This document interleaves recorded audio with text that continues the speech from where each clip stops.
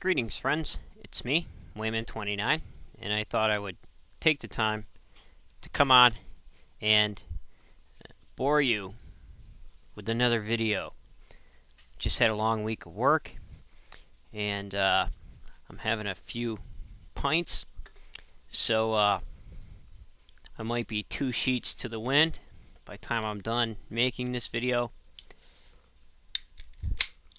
But I thought it would be interesting to answer some email that I got. A great guy. I'm not going to say his username because he might not want me to. He has a bunch of my videos in my favorites, his favorites, and I really appreciate it because not too many people have my videos in their favorites. And I find that interesting also. Anyways, I don't make videos to get into people's favorites. I make videos to talk to you and to give my opinion about things. So, I don't really care about how many subscribers I have, or who unsubscribes, or who writes what in the comments, even though I like answering, discussing with people different topics. And have fun with the haters. I come on to express my opinion on certain things, and I love YouTube. I'm totally addicted. I love seeing people thinking in real time and expressing their opinions in real time, and I also like seeing a wide range of videos over a period of time to see how views sometimes change, and that really interests me. I find it really exciting. In this email, it deals with theology and Bible stuff. I couldn't continue believing in this theology, this person writes. I started saying, well, I believe in God, not just the Bible descriptions. And people rightly point out that that's just changing a deity to your view. So I guess what I'm saying is, how can you continue to believe? All these people use logic to try to prove this or that, and it sometimes makes sense. I just don't like the idea of people who believe in the wrong thing getting damned. How do you deal with this? First of all, the metaphor always changes, and the text always changes. So they say, you're changing the deity is made to change. Every time a minister gets up and applies the sermon to everyday life, he's changing it to fit the modern day perspective. And a lot of times, you will find that the message, even though it's considered truth, can be out of context in order to fit to today's standards. And more so today, because a lot of times people fail to understand the social, cultural, economic, and historical things that were going on in the time period that the text was written, which I believe we need to get back to. And I also believe that Bible students should at least take a year of anthropology, learning world religion and mythology, and seeing how the metaphor applies. And you will find with monotheistic religions that the idea of being exclusive is more prominent. So polytheistic religions can accept almost anything and say, well, what's good for you is good for all. However, monotheistic religions, for some reason, are unable to do that. So there's a magazine that I dug out, especially for this viewer. It was an interview from one of my favorite magazines, Biblical Archaeology Review. This was the July-August 2004 issue, and it deals with this problem. So here's Frank Cross, one of my favorite Bible scholars. And the question was put to him, how can he view the Bible in the same way after studying it as literature and understanding that there are metaphors and then still maintain a belief? This is what he says. This is Frank Moore Cross. I think I had his name backwards. I think that there is a certain schizophrenic aspect to my own relation to the Bible. In my work, I attempt to deal with the Bible as I would deal with any work of literature, and to treat the history of Israel as I would treat the history of England or Russia or China, that is, an attempt at a scientific historical approach. I am particularly fascinated with origins. Most of my professional work has been in these areas. As a historical critic, as a literary critic, I have done very little in the history of interpretation.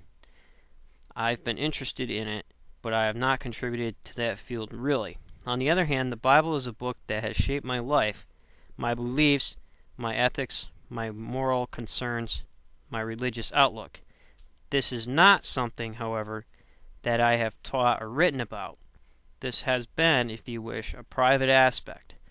I've been on a faculty in a university, and I have felt it was incumbent upon me to deal with the Bible not as something I was attempting to convert people to, or to have them enter into any religious experience, but rather as an academic and scientific discipline. So I think that there are two very different sides to my relation to the Bible. One, my professional life. The other, a more private concern, interest and fascination with the Bible. So there you have it. You have an intelligent scholar who can view it in both ways. And one of his great books was Canaanite Myth, Hebrew Legends. I think that was the title. So, how does the metaphor work, and how do you use it?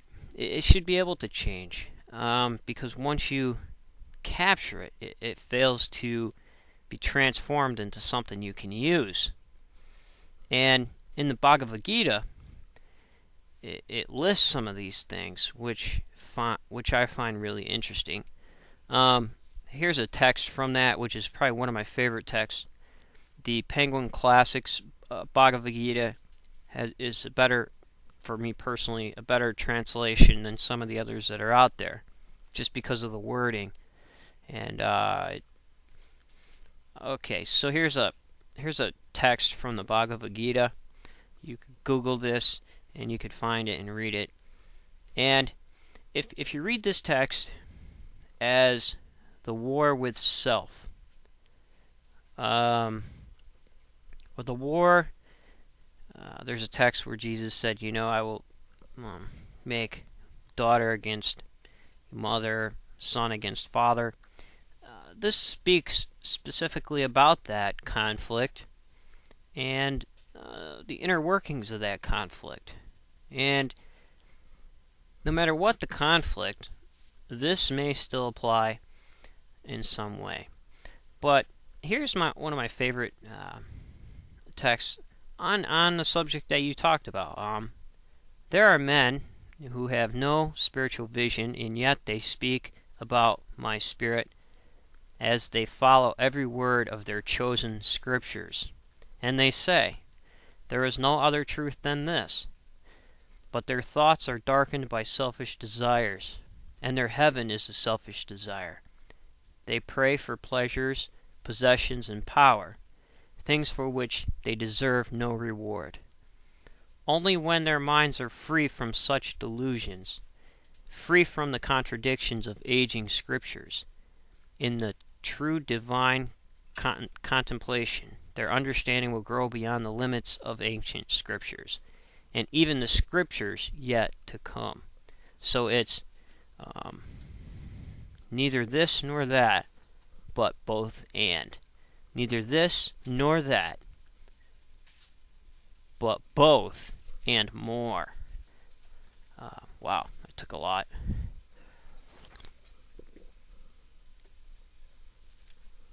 I'm going to read a text on how this applies in the quest, the hero's journey, going out there and on the journey that you find yourself on.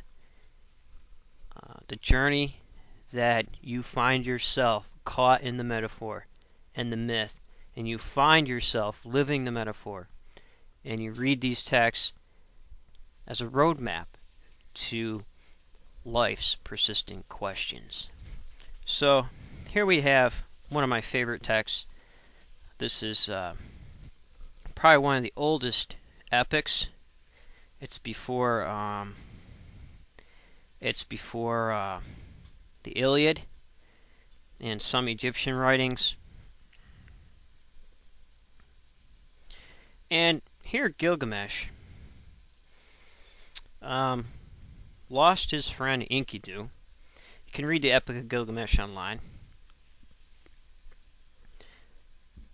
And he's asked the question by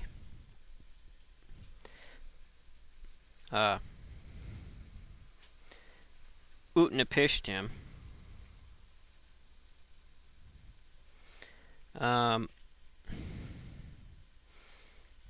No, I'm sorry, wrong character.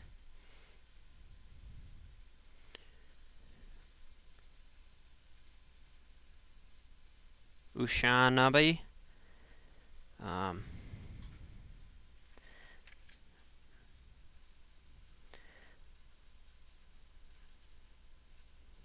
You can give the correct pronunciation.